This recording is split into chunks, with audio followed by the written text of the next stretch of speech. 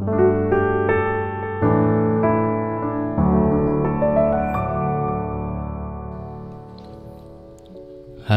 semuanya yang suka ngedengerin podcast gue.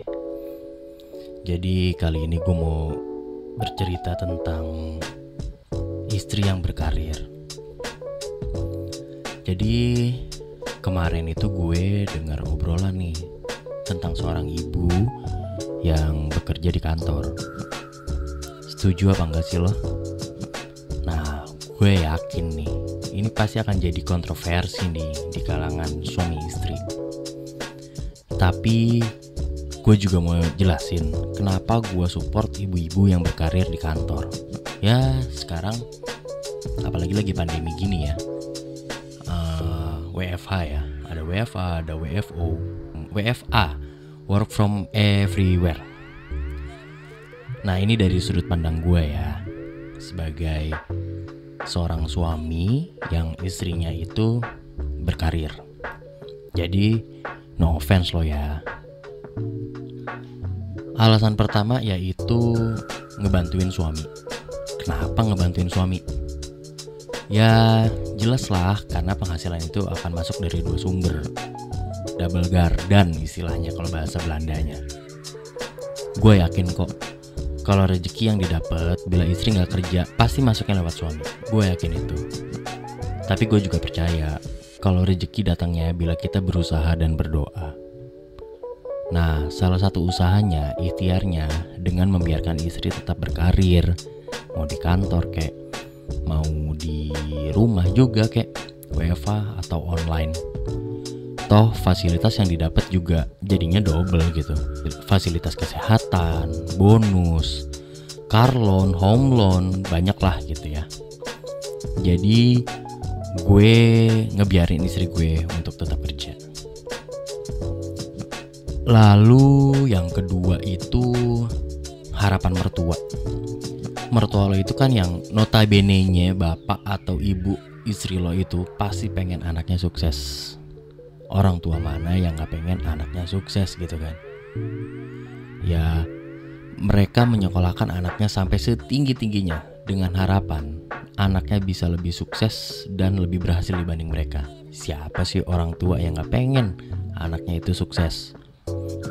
Setelah lulus dengan pendidikan yang tinggi, mereka itu pengen anaknya bisa berkarir di perusahaan yang bagus. Dan begitu mereka nikah, ya gue gak setega itulah ya buat nyetop harapan mertua gue atau harapan istri gue itu sendiri.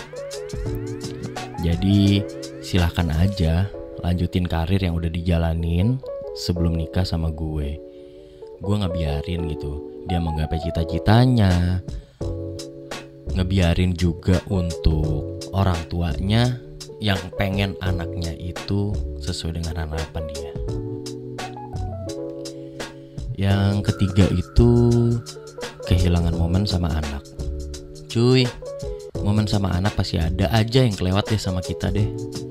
Tapi kan ada yang namanya teknologi ya, voice call, video call, WhatsApp, banyak lah sekarang lah itu. Jadi momen itu tetap bisa kita dapetin. Kalaupun si ibu tetap in charge di rumah, pasti ada juga yang kelewat gitu. Kalaupun si ibu itu tetap in charge di rumah, ada juga pasti momen yang kelewat. Contohnya, anak pas lagi di sekolah, si ibu kan gak boleh tuh masuk ke kelas, ya kan? Anak itu harus ditinggal gitu.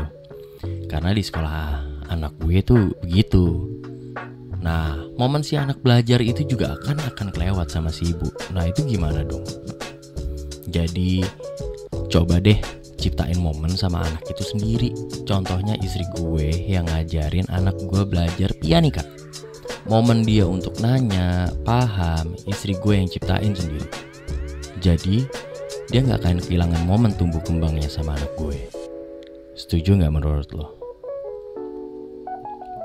Yang keempat itu home blues. Bener gak sih istilahnya itu? Yang gue tahu sih baby blues ya, kalau seorang ibu yang baru ngelahirin bayi gitu, anaknya. Ya bener gak sih?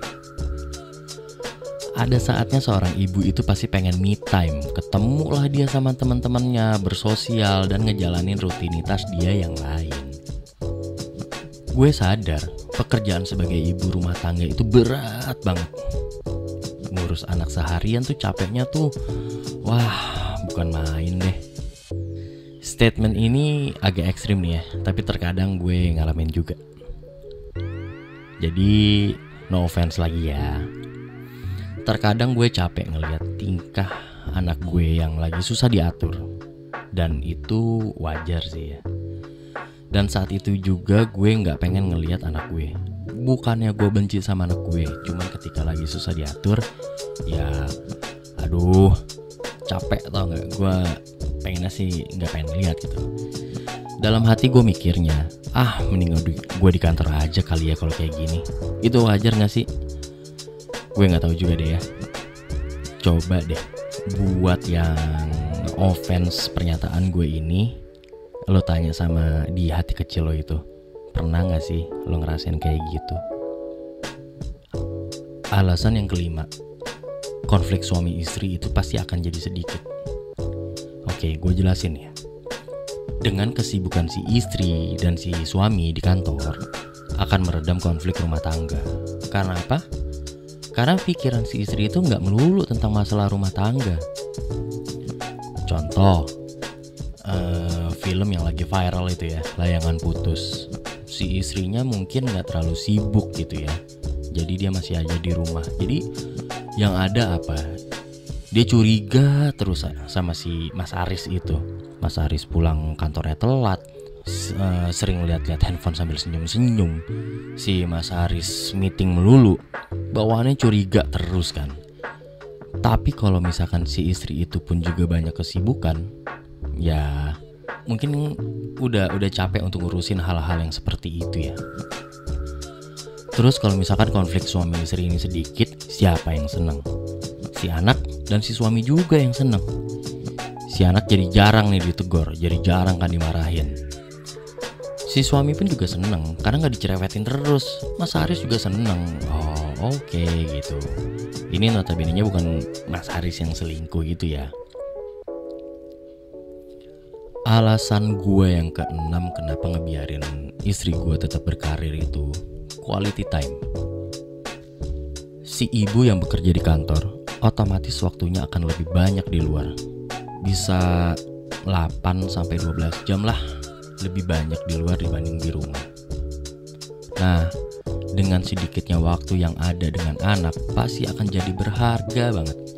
Contohnya istri gue. Kalau dia lagi di rumah, yang disapa duluan pasti anak gue. Gue yang keberapa? Yang keempat. Pertama anak gue yang pertama, terus anak gue yang kedua, terus mbak gue yang kerja di rumah, yang keempat baru gue deh. Gak apa-apa. Istri gue pun pasti akan selalu nanya kegiatan anak gue tuh ngapain aja di sekolah, di rumah pas ngaji tuh ngapain aja, atau kegiatan belajarnya dia. Semua ditanyain ke anak gue. Dan anak gue lebih excited untuk cerita ke bapak dan ibunya. Dia cerita tuh ngapain aja di sekolah, udah bisa baca doa apa aja, hafalan apa aja, pelajaran apa aja. Mau tidur ketemu temennya yang bandel atau curhat tentang temennya yang gak bisa berenang. Jadi quality time banget gitu. Waktu yang ada jadinya benar-benar dipakai untuk saling cerita apa aja yang dialamin hari itu. Alasan yang ketujuh itu bekal pengalaman. Ini beneran kejadian dengan nyokap gue ya, yang meninggal oleh bapak gue. Dulu nyokap gue itu pramugari Merpati, terus dia pindah ke Garuda. Pada zaman itu pramugari itu tuh pekerjaan yang luxury banget gitu. Pas gue kelas 4 SD, nyokap gue itu mutusin untuk di rumah aja, nganggur. Ya enggak lah. Dia punya keahlian jahit yang diturunin dari nenek gue. Jadinya dia bisa buka usaha jahit spray sama gamis. Jadi ada beberapa tukang potong, ada tukang jahitnya juga. Lalu singkat cerita bokap gue itu meninggal ketika gue kelas 3 SMA. Dimana gue mau kuliah di desain Trisakti, which is itu mahal banget Trisakti waktu itu. Apalagi jurusan gua DKV. Wah, mahal deh gitu ya. Kakak gue juga kuliah waktu itu di Fakultas Hukum Trisakti dan di Vkom Esa Unggul ya kalau gak salah. Butuh duit banyak dong. Yes, pastinya nyokap gue itu butuh duit banyak. Kita emang jual mobil, jual rumah demi makan sama sekolah. Semua nyokap gue lakuin demi anak-anaknya itu bisa terus sekolah, bisa terus hidup. Kalau nyokap gue itu gak punya skill, mungkin dia akan nikah sama orang lain yang mau ngidupin kita gak tahu gitu. Tapi apakah nyokap gue mau nikah lagi? Oh enggak tuh. Sampai sekarang alhamdulillah cinta nyokap gue itu masih sama ke bapak gue. Terlalu besar untuk dibagi ke orang lain. Dia lebih memilih untuk tetap di usaha jahitnya untuk memenuhi kebutuhan sekolah anak-anaknya. Makasih ya Bu, udah berjuang untuk anak-anakmu ini. So, apakah seorang ibu yang bekerja di kantor itu lebih hebat? Atau seorang ibu yang mengurus anak di rumah itu juga lebih hebat? Menurut gue jawabannya, dua-duanya sama-sama hebat. Karena seorang ibu yang berjuang demi keluarga sangat berharga dan tidak ternilai. Tinggal kita aja nih yang mau mutusin, mau berkarir di kantor atau mau berdedikasi di rumah. Dan semua pasti punya pertimbangan lain daripada gue. Ya ini sedikit sharing ya dari gue yang punya istri bekerja dan punya 2 anak.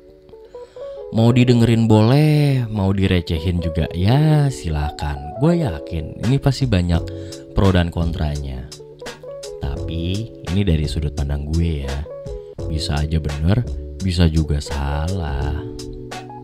Jadi kalau kalian lebih memilih yang mana?